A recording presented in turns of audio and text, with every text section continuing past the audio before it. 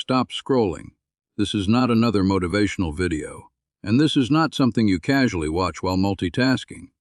If you're in the United States right now, whether you're in New York, Texas, California, Florida, or anywhere in between, pause for a second and actually listen, because what I'm about to explain is not just information, it's timing, and timing is everything.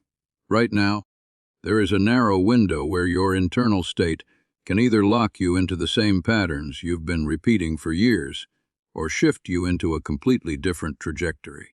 Most people miss this moment, not because it isn't available, but because they're distracted, overwhelmed, or stuck in loops they don't even realize they're running. You've probably felt it before, that sense that something bigger is possible for you, but no matter how much you try, something keeps pulling you back. That's not random. That's not bad luck. That's your internal identity running a program that your reality is forced to follow. And right now, that program is being challenged. This is what we're calling Sophia's Emerald Signal, not as something mystical or abstract, but as a representation of a very real shift in awareness, attention, and internal coherence.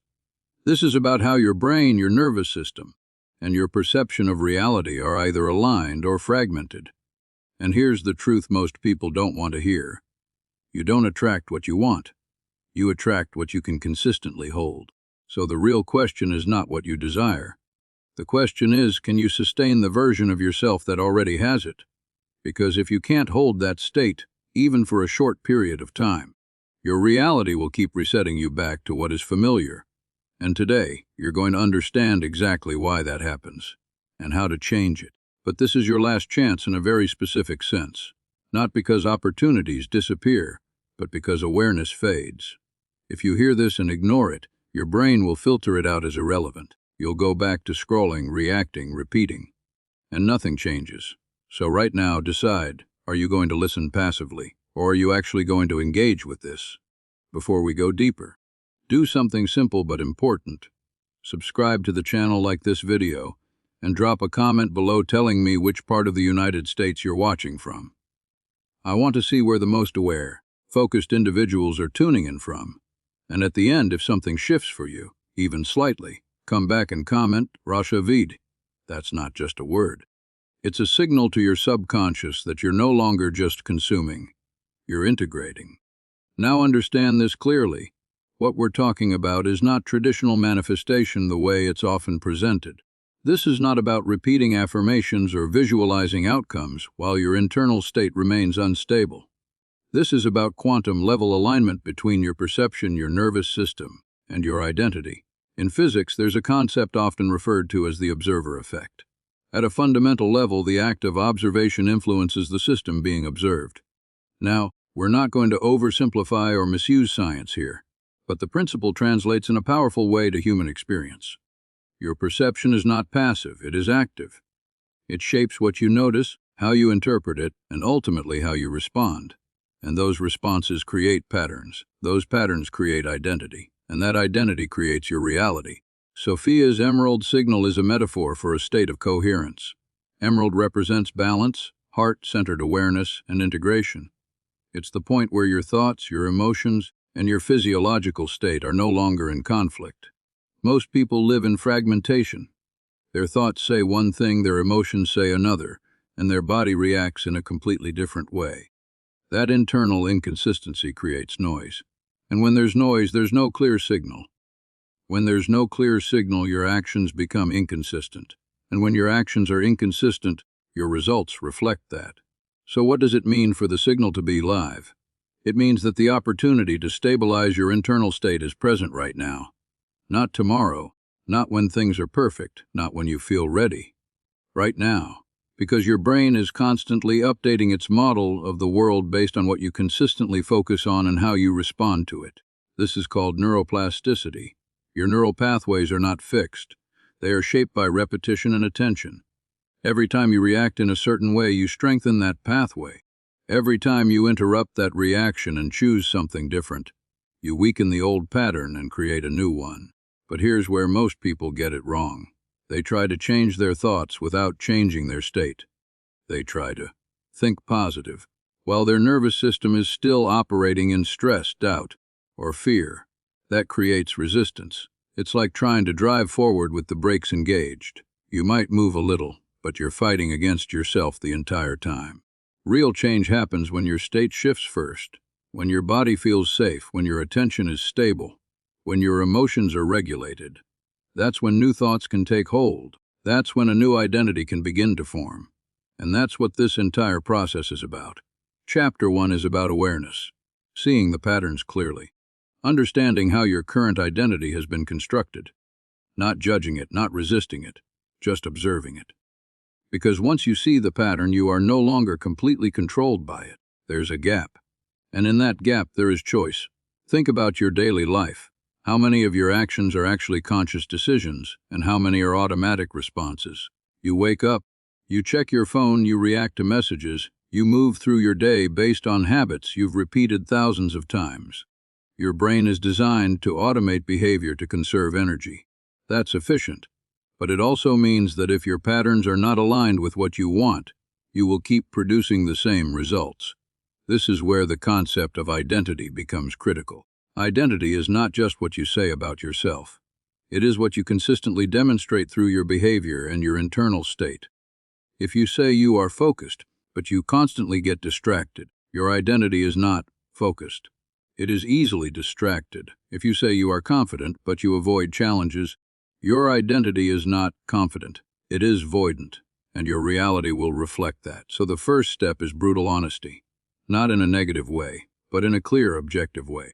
What patterns are you running? What triggers your reactions? What thoughts repeat in your mind? What emotions do you avoid? Because those are the keys to understanding your current identity. Now, Chapter 2 takes this further into control. Because awareness without control doesn't change anything. You can know your patterns and still repeat them if you don't have the ability to regulate your attention and your responses. This is where the concept of nervous system coherence becomes essential. Your nervous system has two primary modes, activation and regulation. Activation is your fight or flight response. It's useful in real danger, but most of the time, it's triggered by perceived threats, stress, uncertainty, pressure. Regulation is your rest and digest state. It's where your body can recover, your mind can think clearly, and your attention can stabilize. Most people are stuck in a low-level state of activation, not full panic, but constant tension. And from that state, they try to make decisions, set goals, and change their lives. But their baseline is unstable, so their efforts don't stick. To shift this, you need to train your system to return to regulation intentionally. This is not about escaping reality. It's about creating a stable internal environment where you can respond instead of react. One of the simplest ways to begin this is through controlled attention. Not forcing your mind to be empty, but choosing where your focus goes and bringing it back when it drifts. For example, you can sit still for a few minutes and focus on your breathing. Not as a relaxation technique, but as a training exercise. Your mind will wander. That's expected. The key is not to follow the thought. The key is to notice it and return your focus.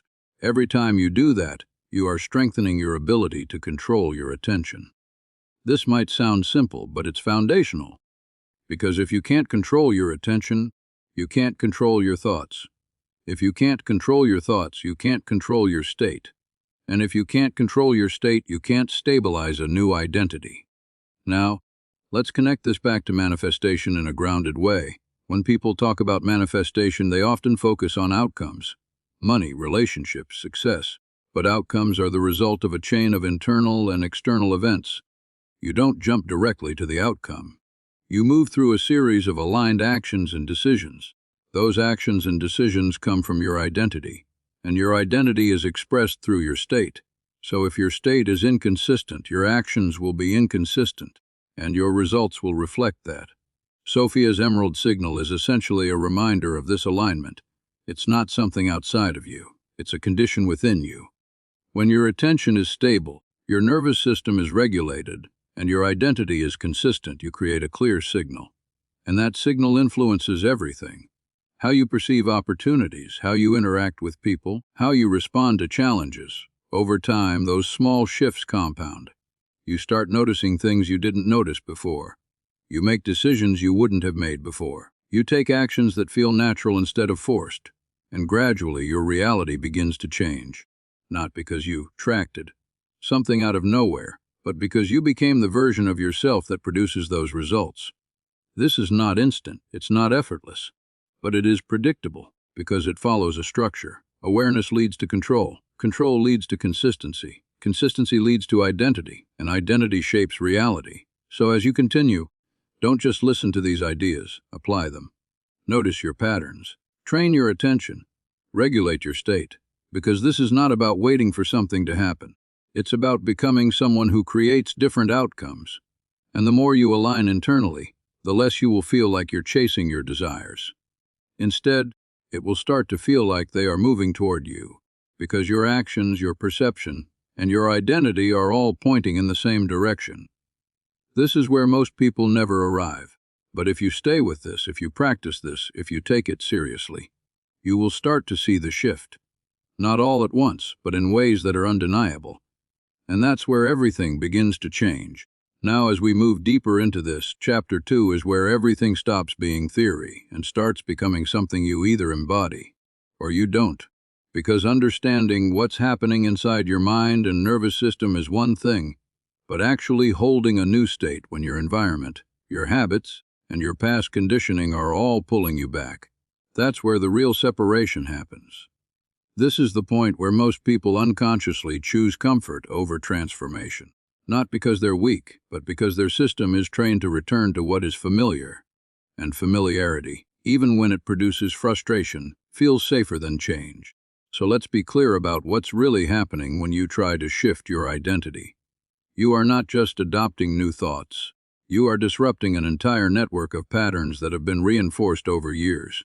Your brain has created shortcuts, neural pathways, that allow you to think, feel, and behave in predictable ways without using much energy. That's efficient for survival, but it also means that your current identity is deeply embedded, and when you attempt to step outside of it, your system interprets that as uncertainty. Not danger in a physical sense, but unfamiliarity, and unfamiliarity triggers resistance. This is why people start strong and then fall back. They feel motivated, they get excited, they visualize a new version of themselves. But the moment discomfort appears, they interpret it as a sign that something is wrong. In reality, discomfort is a sign that something is changing. It's the friction between your old identity and the new one you're trying to stabilize. Now here's where Sophia's emerald signal becomes more than just a concept, it becomes a practice. The signal is not something you receive once. It's something you maintain. It's the ongoing alignment between your awareness, your state, and your actions. And maintaining it requires consistency, not intensity. You don't need to force yourself into extreme states of motivation. You need to develop the ability to return to alignment repeatedly, even when it's subtle. One of the most important skills you can develop here is emotional neutrality. Not suppression, not avoidance, but the ability to experience emotions without immediately reacting to them. Most people are controlled by emotional spikes. When they feel good, they take action. When they feel bad, they withdraw. That creates inconsistency, and inconsistency prevents identity stabilization. Emotional neutrality means you can feel doubt and still move forward.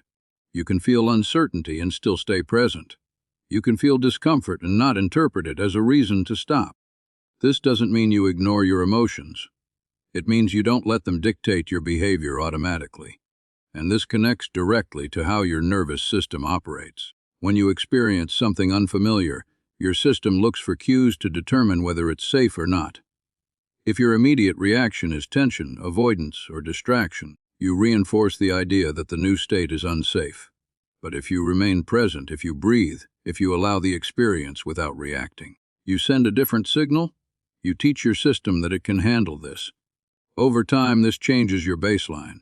What once felt uncomfortable starts to feel normal. What once felt difficult starts to feel manageable. And this is how identity shifts, not through sudden breakthroughs, but through gradual stabilization. Now let's talk about perception, because this is where things become even more practical. Your brain is constantly filtering information. You are exposed to millions of bits of data every second, but you only consciously process a small fraction of it. The filtering system, often referred to as the reticular activating system, prioritizes information based on what it believes is important, and what it believes is important is largely determined by your identity. If you identify as someone who struggles, Your brain will highlight problems, obstacles, and evidence that confirms that belief. If you identify as someone who is capable and focused, your brain will highlight opportunities, solutions, and relevant information that supports that. The external world hasn't changed, but your perception of it has, and that changes how you act. This is why two people can be in the same environment and have completely different experiences. One sees limitations, the other sees possibilities. One feels stuck, the other feels challenged. And those perceptions lead to different actions, which lead to different results. So when we say, desires chase you, we're not talking about something mystical appearing out of nowhere. We're talking about alignment. When your identity, your perception, and your actions are aligned, you naturally move toward what you want. You notice the right opportunities. You make the right decisions. You follow through consistently. And from the outside, it looks like things are coming to you. But in reality, you are moving in a way that makes those outcomes inevitable. Now, as we bring this to a close, I want you to understand something very clearly. This is not about perfection. You are not going to maintain a perfectly stable state all the time. You are going to drift. You are going to react. You are going to fall back into old patterns at times. That's part of the process. The difference is whether you stay there or return. Every time you notice yourself drifting and bring your attention back, you are strengthening your control. Every time you feel discomfort and choose not to escape, you are building resilience. Every time you act in alignment with your intended identity, even when it's not easy, you are reinforcing that identity. And eventually something shifts. Not in a dramatic, overnight way, but in a quiet, undeniable way. You start to feel different, more stable, more clear, less reactive. You start to trust your own consistency. And that trust changes how you show up in every area of your life. This is the real meaning of this being your last chance. Not that opportunities disappear, but that awareness fades if it's not used. Right now, you are aware of your patterns. You understand what needs to change. You have a clear direction. But if you leave this and go back to unconscious behavior, that clarity will dissolve. And you'll find yourself back in the same cycle, wondering why nothing changed. So don't let this be another moment that passes. Use it, apply it. Even in small ways, start with your attention. Notice where it goes. Bring it back. Start with your reactions. Notice them. Pause before acting. Start with your state. Check in with your body. Regulate your breathing. Create stability from the inside. Because once you do that consistently, everything else begins to follow. Your thoughts become clearer. Your decisions become more intentional. Your actions become more aligned. And your results begin to reflect that. So if you've made it this far, go ahead and do what you committed to earlier. Drop a comment and write "Received," not for validation, but as a marker that you are choosing to engage with this on a deeper level. And if you haven't already, subscribe and stay connected, because this is not a one-time shift. This is a process of continuous alignment. Your reality is not something you chase. It is something you generate through your internal consistency. And now you know exactly where that begins.